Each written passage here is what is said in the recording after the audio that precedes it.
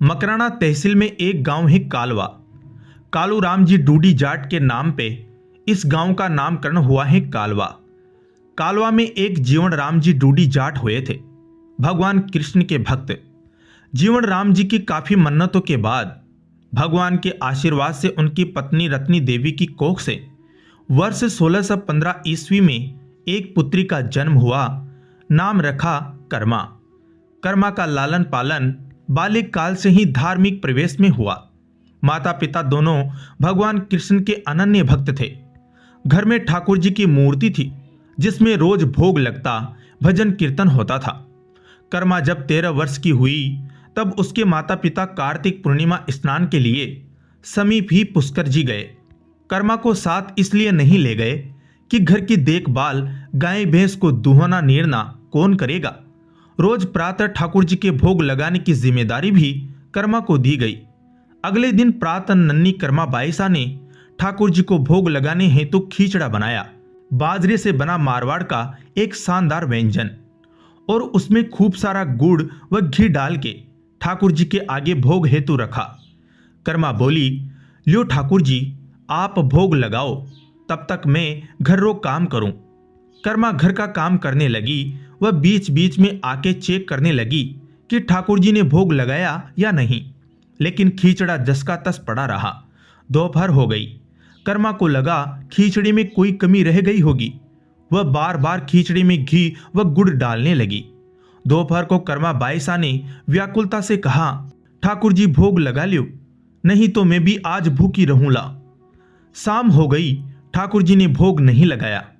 इधर नन्ही कर्मा भूख से व्याकुल होने लगी और बार बार ठाकुर जी की मनोहार करने लगी भोग लगाने को।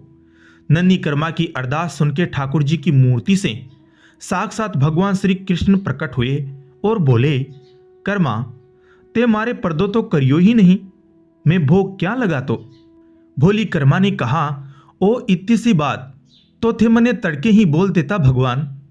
कर्मा अपनी लुगड़ी यानी ओढ़नी की ओट यानी पर्दा करती हैं और हाथ से पंखा झिलाती हैं। कर्मा की लुगड़ी की ओट में ठाकुर जी खींचड़ा खाके अंतर्ध्यान हो जाते हैं। कर्मा का यह नित्य कर्म बन गया। रोज सुबह कर्मा खींचड़ा बना के ठाकुर जी को बुलाती। ठाकुर जी प्रकट होते, वह कर्मा की ओढ़नी की ओट में बैठ के खींचड़ा जिम के अंतर्ध्यान हो जाते। माता पिता जब पुष्कर जी से तीर्थ करके वापस आते हैं तो देखते हैं गुड़ का भरा मटका खाली होने के कगार पे है। पूछताछ में कर्मा कहती हैं, मैं नहीं खायो गुड़, वह गुड़ तो मारा ठाकुर जी खायो। माता पिता सोचते हैं कर्मा ही ने गुड़ खाया है, अब झूठ बोल रही हैं।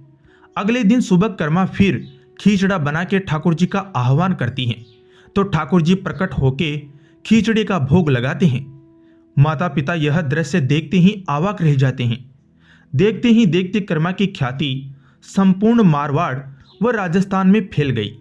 जगन्नाथपुरी के पुजारियों को जब मालूम चला कि मारवाड़ के नागौर में मकराना के कालवा गांव में रोज ठाकुर जी पधार के कर्मा के हाथ से खींचड़ा झीमते हैं तो वो कर्मा को पूरी बुला लेते हैं।